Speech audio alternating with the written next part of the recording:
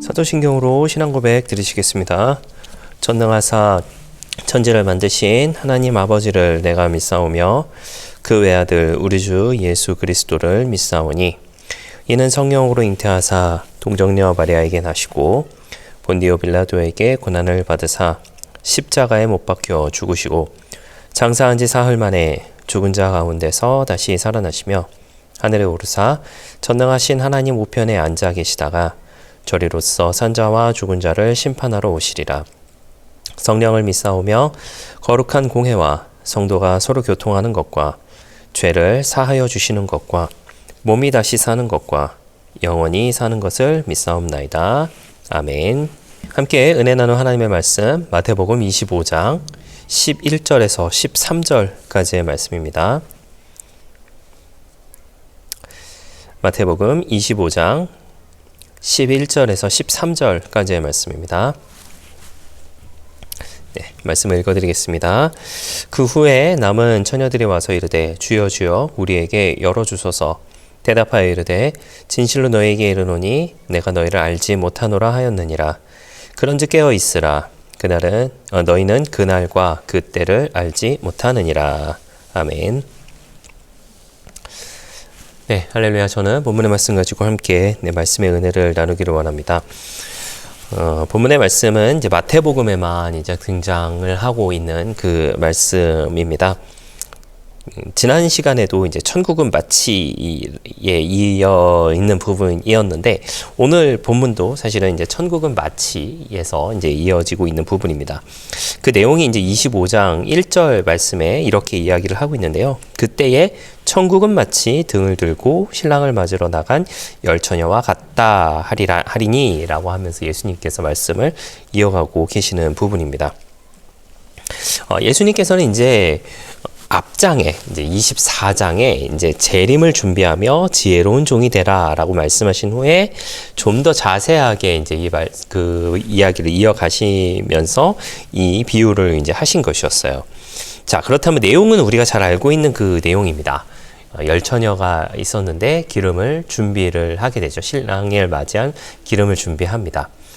등불을 준비를 했는데 슬기 있는 다섯 처녀는 기름을 준비했고 미련한 다섯 처녀는 기름을 준비하지 않아서 결국 어떻게 됐죠? 미련한 다섯 처녀는 잔치에 들어가지 못하는 그런 일을 이제 맞이를 하게 되었었습니다. 그 모습은 그 내용은 이제 우리가 너무나 잘 알고 있는 내용인데요. 그렇다면 이제 24장에 이제 무슨 내용이 있는지를 한번 우리가 좀 볼 필요가 있습니다. 24장에 두 사람이 이제 밭에 있는데 24장 후반절입니다, 여러분. 두 사람이 이제 밭에 있는데 하나는 없어지고 또 맷돌을 가는 사람이 있는데 또 하나는 없어지고 하는 이제 그런 내용들이 이제 등장을 하게 됩니다. 여기서는 이제 휴거를 말하는 것이 아니라 예수님의 재림의 때에 구원받는 사람과 심판받는 사람이 있다라고 하는 것을 이제 말씀을 하시고 그 말씀을 통하여서 언제나 깨어 있어라. 그리고 지혜로운 사람이 되어라라고 말씀하신 내용이 24장에 등장을 하게 돼요. 이제 구원의 기준은 일상 속에서 이제 예수님의 재림을 준비하며 깨어 있었느냐 아니냐에 있는 것이다라고 하는 것을 이제 예수님께서는 말씀하고 계신 부분이다라고 하는 것이죠. 그리고 또한 주인이 한 종에게 그 다른 종을 이제 맡기고 떠나게 되는데 잘하면 전 재산을 맡기고 또 못하면 벌을 받게 될 것이다 라고 하는 그 내용이 또한 24장에 등장을 하고 있습니다. 그리고 나서 이제 예수님께서 이제 하시는 그 말씀이 이제 오늘 읽으셨던 이제 천국은 마치로 시작을 하고 있는 열처녀에 대한 비유가 그 가운데 있다라고 하는 것이죠.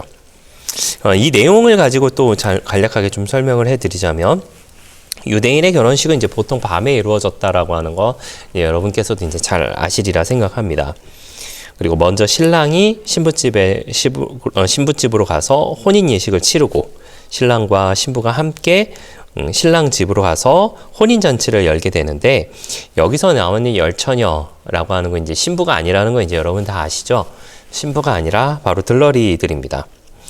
그 들러리들의 임무는 그 신랑 신부가 올 때까지 기다렸다가 이제 맞이하는 것이었어요.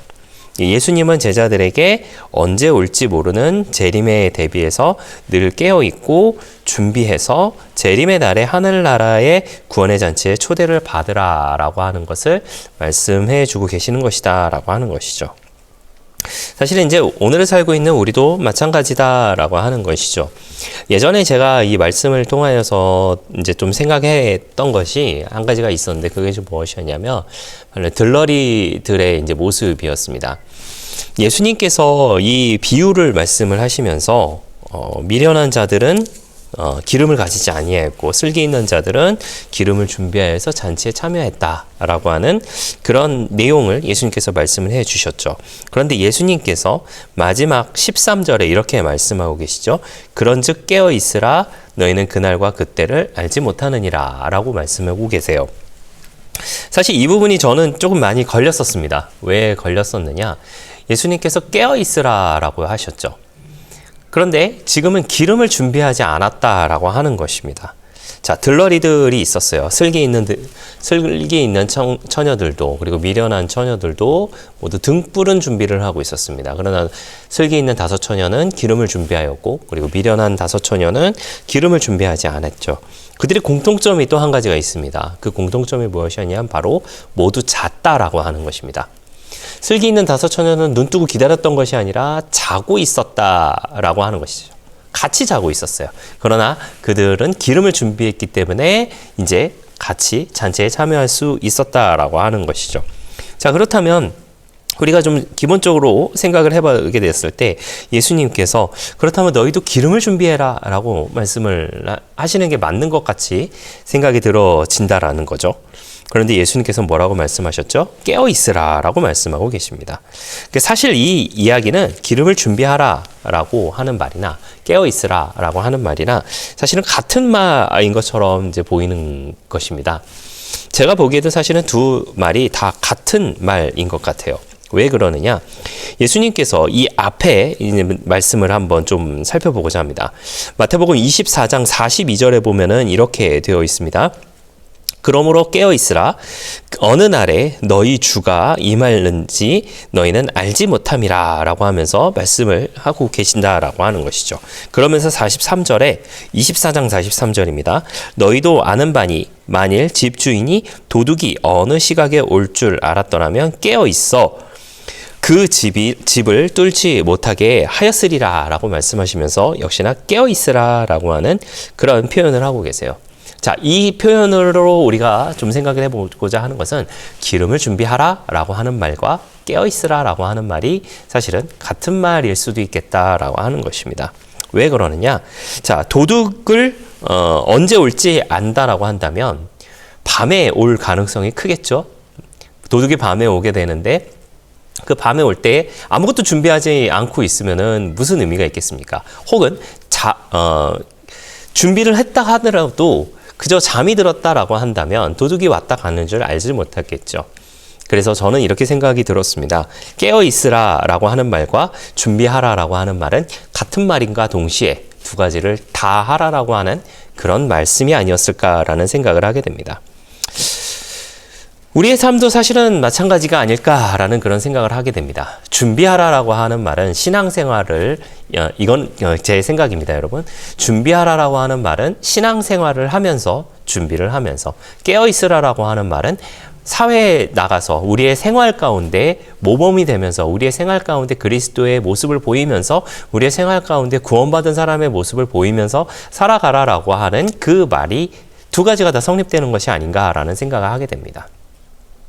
교회에서 신앙생활은 열심히 하지만 모범이 되지 않는 삶을 살아가고 있거나 아니면 모범은 보일런지는 모르겠지만 신앙생활을 등한시한다거나 라고 하는 사실은 이런 모습은 쉽지 않을 거다라는 그런 생각을 합니다만은 어찌됐든 준비하라 라고 하는 말과 깨어있으라 라고 하는 말은 모두가 두 가지를 다 하라 라고 하는 그 예수님의 말씀이 아닌가라는 생각을 조심스럽게 하게 됩니다. 사랑하시는 성도 여러분, 우리의 삶도 마찬가지의 모습이 되지 않을까 생각을 합니다. 예수님께서는 반드시 오실 것입니다. 오신다고 말씀을 하셨고 약속하셨기 때문에 반드시 예수님께서는 오실 것입니다. 그 오시기 전까지 우리는 기름을 준비하며 살아가시기를 부탁을 드리겠습니다. 기름을 준비하되 또 그 기름을 준비한 만큼 깨어있는 우리 모두의 모습이 되기를 바랍니다. 그 깨어있는 모습을 통하여서 언제 올지를 모르는 그 주님의 오심을 우리가 기대하며 또 기다릴 수 있는 우리 모두의 넉넉한 신앙의 모습 되시기를 예수님의 이름으로 부탁을 드리겠습니다. 기도하겠습니다. 좋으신 아버지 하나님 감사합니다. 저희를 주님의 자녀 삼아주시고 또 함께 예배드리게 하시니 감사를 드립니다. 기름을 준비하며 살아가게 하여 주시고 또 깨어있는 우리 모두가 되게 하여 주시옵소서. 그 모습을 통하여서 언제 오실지 모르는 그 주님의 오심을 기대하며 기다릴 수 있는 우리 모두의 넉넉한 신앙의 모습 다 되게 하여 주시옵소서. 감사를 드리며 예수님의 이름으로 기도하였습니다. 아멘. 주기도문으로 마치겠습니다. 하늘에 계신 우리 아버지여, 이름이 거룩히 여김을 받으시오며 나라가 임하시오며 뜻이 하늘에서 이루어진 것 같이 땅에서도 이루어지이다. 오늘 우리에게 일용할 양식을 주시옵고 우리가 우리에게 죄 지은 자를 사하여 준 것 같이 우리 죄를 사하여 주시옵고 우리를 시험에 들게 하지 마시옵고 다만 악에서 구하시옵소서. 나라와 권세와 영광이 아버지께 영원히 있사옵나이다. 아멘.